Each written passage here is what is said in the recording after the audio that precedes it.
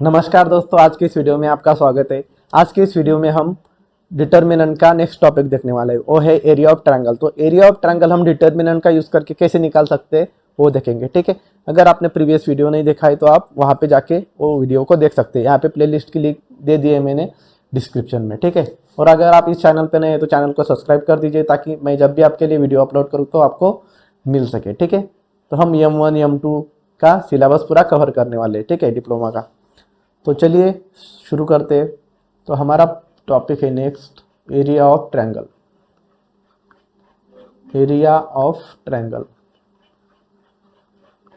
तो अभी देखेंगे कि एरिया ऑफ ट्रायंगल कैसे निकाल सकते हैं डिटर्मिनेंट का यूज करके। तो समझो हमारे पास एक ट्रायंगल है, ठीक है। यहाँ पे ट्रायंगल ड्रॉ कर देता हूँ मैं,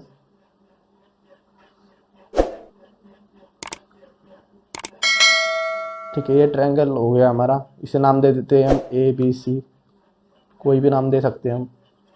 तो समझो ये जो पॉइंट है, ये जो वर्टाइसेस है, इन वर्टाइसेस ये जो है वो इसके पॉइंट्स है x1 y2, sorry x1 y2 नहीं, x1 y1 होंगे। ये इस पॉइंट पे ये इसके x2 y2, sorry x2 y2 और इसके हो गए x3 y3, ठीक है, इस तरह से। तो अगर हमें पहले उसके वर्टाइसेस पता होने चाहिए किस पॉइंट पे, ठीक है। ये पॉइंट हमें मिल गए x1 y1 x2 y2 x3 y3। तो हमारे पास फार्मूला है। तो area of triangle ABC is equal to 1/2 multiply by और डिटर्मिनेंट। तो डिटर्मिनेंट क्या में क्या लिखेंगे, इनके वर्टाइसेस के जो पॉइंट है वो x1, देखिए यहाँ पे लिखेंगे x1 x2 x3, फिर सेकंड वाले y1 y2 और y3, एक एक कॉलम में लिखेंगे इसे y1 y2 और y3। और लास्ट में लिखने के लिए कुछ नहीं है, तो हम यहाँ पे 1 1 1 ऐसे लिखेंगे। तो ये हो गया हमारा एरिया ऑफ ट्रायंगल निकालने का फार्मूला, ठीक है। हमें फार्मूला ध्यान रखना है। यही एक फार्मूला यूज करके आप कोई भी ट्रायंगल का एरिया निकाल सकते हैं। तो चलिए अभी आपको क्वाड्रिलैटरल का एरिया कैसे निकाल सकते हैं। तो यहाँ पे लिखेंगे एरिया ऑफ क्वाड्रिलैटरल। आपके बुक में एक ही टॉपिक में दिए दोनों, तो मैं थोड़ा अलग कर देता हूँ इनको ताकि आपको अच्छे से पता चले और आपको समझ सके, ठीक है। एरिया ऑफ क्वाड्रिलैटरल क्या होता है, एरिया ऑफ क्वाड्रिलैटरल। तो देखिए यहाँ पे एक क्वाड्रिलैटरल निकाल लेता हूँ मैं, ठीक है, इस तरह से आ गया। तो और इसको हम कुछ नाम दे देते, ABCD नाम दे देते, ठीक है, इस तरह से। तो देखिए अगर हमें एरिया ऑफ क्वाड्रिलैटरल निकालना है, ठीक है, तो हमें एरिया ऑफ, यहाँ पे नीचे लिख देता हूँ मैं,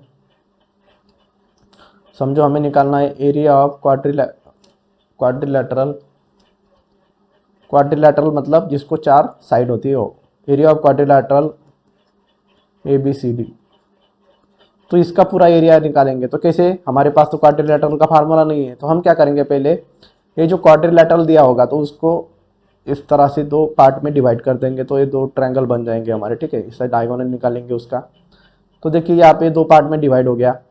तो अभी हम क्या करेंगे, 2 ट्रायंगल दिख रहे हैं हमें, ट्रायंगल ABC और ट्रायंगल ADB। मतलब जो टोटल ABCD होगा तो ये एरिया कितना होगा, तो ABC प्लस ADC। तो हम यहाँ पे इस तरह से लिखेंगे area of triangle ABC plus area of triangle ADC, ठीक है। इस तरह से फार्मूला लिखेंगे, ठीक है। तो जब भी हमें कोई क्वाड्रिलैटरल दिया होगा तो हम इस तरह से सॉल्व करेंगे, उसको 2 ट्रायंगल में डिवाइड कर देंगे और इस तरह से फार्मूला लिखेंगे। तो यहाँ पे एरिया ऑफ ट्रायंगल ABC ऐसे निकालेंगे, इसके वर्टाइसेस, और ADC भी इसके वर्टाइसेस, ठीक है, इस तरह से निकालेंगे। तो चलिए कुछ एग्जाम्पल्स देखते हैं ताकि आपको और अच्छे से क्लियर हो सके। तो देखिए यहाँ पे हमें क्वेश्चन दिया हुआ है, पहला example, find the area of triangle whose vertices are at the point. और ये पॉइंट दिए हुए -3 1 1 -3 एंड 2 3, ठीक है। तो find the area of triangle हमें कहाँ है, ठीक है। तो आपके बुक में शायद फिगर नहीं दिया है, ठीक है। तो आपको समझने के लिए मैं फिगर निकाल लेता हूँ, क्योंकि आप बुक में नहीं निकाला है। तो यहाँ पे पहले मैं एक ट्रायंगल ड्रा कर लूँगा और उसके हमें वर्टाइसेस दिए, ट्रायंगल के वर्टाइसेस बोले, ठीक है। तो वर्टाइसिस से हो गए हमारे 3। तो यहाँ पे एक ट्रायंगल निकल लेता हूँ इस साइड में थोड़ा,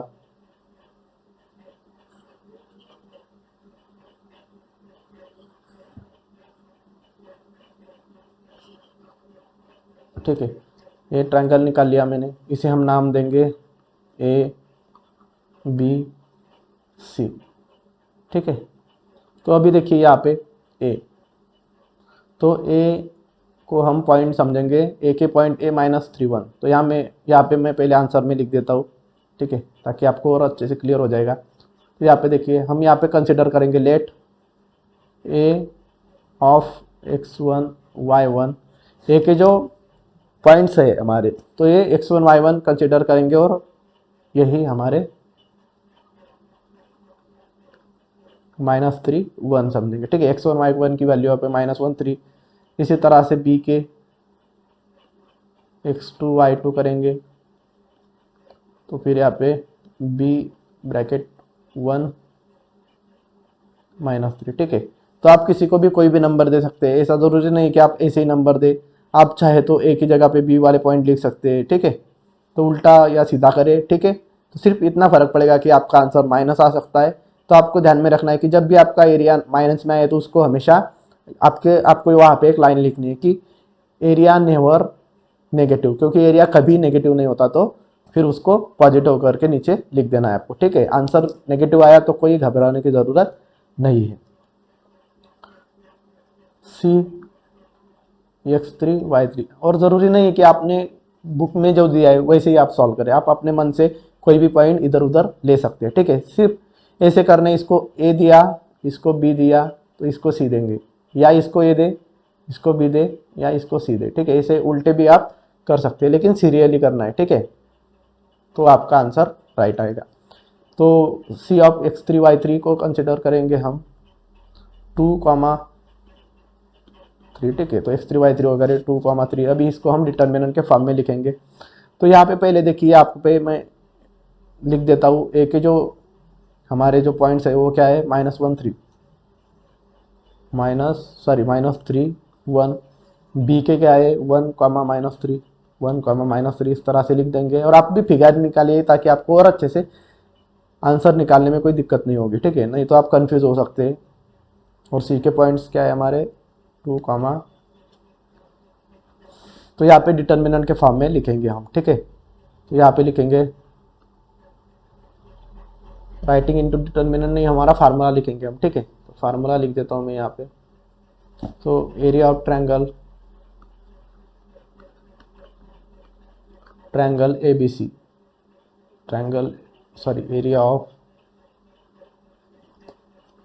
area of triangle is equal to area of triangle A B C. हमारा area of triangle A B C है, इस तरह से, ठीक है। हमें ध्यान में रखना है ए बी सी। और उसका फार्मूला लिखेंगे, फिर क्या है हमारा 1/2 multiply bye x1 x2 x3 y1 y2 y3, और यहाँ पे 1 1 1, ये हमारा फार्मूला लिख दिया मैंने। अभी इसकी वैल्यूज पुट करेंगे, ठीक है। तो यहाँ पे मैं इस तरफ लिख देता हूँ, आपको इक्वल साइन के नीचे लिखना है, ठीक है। इक्वल टू 1/2, और इसके जो वैल्यूज है वो पुट करेंगे। तो x1 की वैल्यू क्या है हमारी, देखिए यहाँ पे x1 की वैल्यू -3, x2 की वैल्यू 1, और x3 की वैल्यू 2, 1 और 2। y1 है हमारा 1, y2 है हमारा -3, और y3 है हमारा 3, और लास्ट में क्या है 1 1 1 1 1 1। चलिए इसे एक्सपांड करते हैं, तो is equal to 1/2 multiply by, तो यहाँ पे देखिए -3 है, ठीक है। तो -3 लिखेंगे, पहले प्लस होता है ना, तो हमारा यहाँ पे ब्रैकेट में लिखता हूँ -3, इसको स्क्वायर ब्रैकेट में कर देता हूँ मैं ताकि कन्फ्यूजन ना हो। तो यहाँ पे -3 मल्टीप्लाई बाय -3 के माइनस क्या आएंगे वो लिखेंगे हम, -3 के माइनस -3। आपको माइनस कैसे निकालने हैं वो पता है, ठीक है। तो यहाँ पे ज़्यादा डिटेल में नहीं बताता हूँ मैं। -3 के माइनस लिख दिए मैंने यहाँ पे, फिर माइनस आएगा 1। ये यहाँ पे माइनस क्यों लिखा, क्योंकि पहले ही माइनस है, ठीक है, इसलिए यहाँ पे कोई साइन नहीं दिया है मैंने -3 को, तो ये प्लस है। फिर माइनस आता है -1 मल्टीप्लाई बाय -1 के माइनस, सॉरी 1 के माइनस क्या आएंगे, 1 1 2 1, 1 1 2 1, और फिर आएगा +1 मल्टीप्लाई बाय +1 के माइनस क्या आएंगे, 1 -3 2 3, 1 -3 2 3, इस तरह से। और यहाँ पे स्क्वायर ब्रैकेट कंप्लीट कर देता हूँ मैं, ठीक है।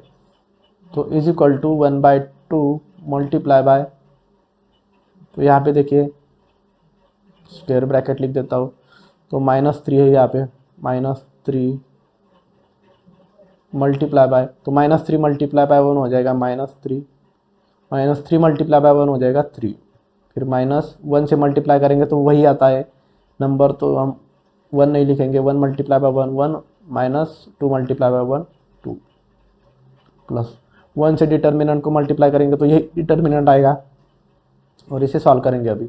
1 मल्टीप्लाई बाय 3 हो जाएगा 3, -3 मल्टीप्लाई बाय 2 -6, और यहाँ पे माइनस माइनस हो जाएगा +6, ठीक है।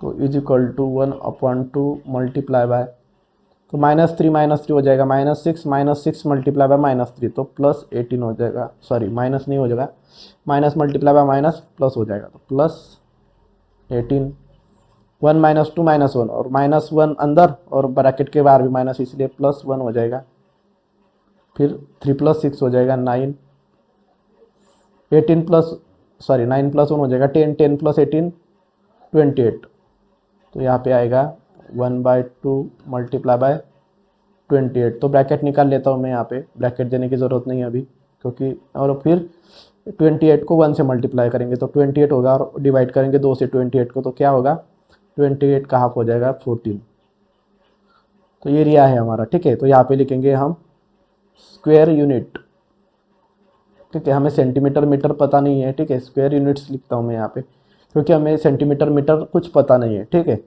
तो हमारा एरिया हमें पता है कि या तो स्क्वायर सेंटीमीटर, स्क्वायर मीटर, इस तरह से होता है, तो हमारे पास यूनिट पता नहीं है, इसलिए हम स्क्वायर यूनिट लिखेंगे, ठीक है। तो ये आ गया हमारा area of triangle ABC, ABC, इस तरह से, ये हो गया हमारा फाइनल आंसर, ठीक है। अगर आपका यहाँ पे -14 आता तो आप यहाँ पे लिखते कि एरिया नेवर माइनस, तो आप लिख सकते थे फिर नीचे कि area of triangle ABC is equal to 14 square units, इस तरह से, ठीक है, यही लिखना था। ओके, तो चलिए नेक्स्ट एग्जांपल देखते हैं। तो देखिए यहाँ पे नेक्स्ट एग्जांपल 2 है हमारा, find the area of a triangle whose vertices are at the point 5, 8, -2 1 and 1, 4। तो यहाँ पे वर्टाइसेस दिए हुए ट्रायंगल के, यहाँ पे 3, और यहाँ पे आगे क्वेश्चन दिया हुआ है कि इंटरप्रेट द रिजल्ट ज्योमेट्रिकली। तो ज्योमेट्रिकली हमें बताना है कि हमारा जो ऑब्जर्वेशन है वो क्या है, ठीक है। तो हम ये जब एग्जाम्पल पहले सॉल्व कर लेंगे और फिर बाद में जो रिजल्ट आएगा उसके बारे में डिस्कस करेंगे, ठीक है।